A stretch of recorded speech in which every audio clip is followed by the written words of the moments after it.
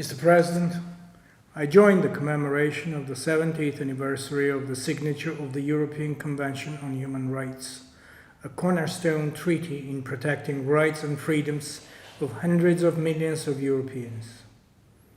We share the vision of the Council of Europe that the Convention shall cover all Europeans, notwithstanding the status of the territory they live in. Sadly, it is not the case.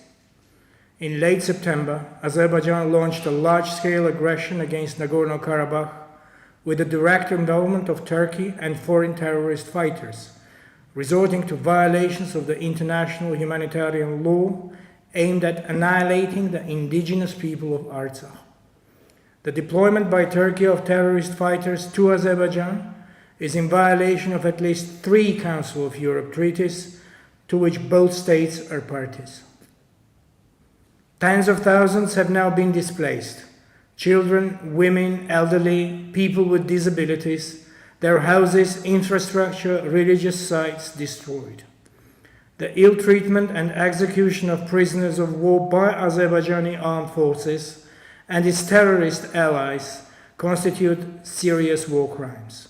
This was acknowledged by the United Nations High Commissioner for Human Rights, who expressed serious concerns on summary execution of Armenian prisoners of war by Azerbaijani troops. Furthermore, Azerbaijani armed forces set on fire forests with the use of white phosphorus, contradicting our recent efforts related to environment and human rights. There is a humanitarian crisis in Artsakh, just as the Secretary General warned. We shared her assessments, just as we agreed with the positions of the Commissioner for Human Rights and the Parliamentary Assembly of the Council of Europe. We agreed that ceasefire needs to be reached. We tried a few times, but Azerbaijan broke it.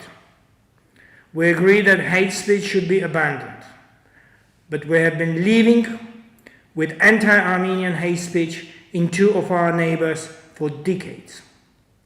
It is well reflected in the monitoring reports of the Council of Europe. We agree with the need to allow journalists to cover the war on the ground. We have accredited hundreds of journalists, international journalists who went and saw the destruction, the humanitarian catastrophe. Some of them were deliberately targeted by Azerbaijan. Indeed, we agree with your assessments, with your statements. But statements are no longer enough. The Council of Europe must show determination and protect the right to life of ordinary citizens of Nagorno-Karabakh, as demanded by the European Court upon Armenia's request. Measures must be imposed on Turkey so that it refrains from actions contributing to breaches of convention rights of civilians in Artsakh, as again was indicated by the European Court. Turkey's destabilizing role in the Eastern Mediterranean, in North Africa, in the Middle East, and now in the South Caucasus should be addressed.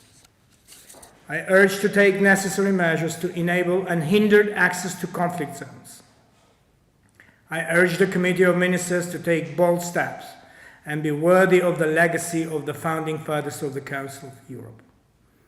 The legacy of peace and prosperity, of greater unity in Europe.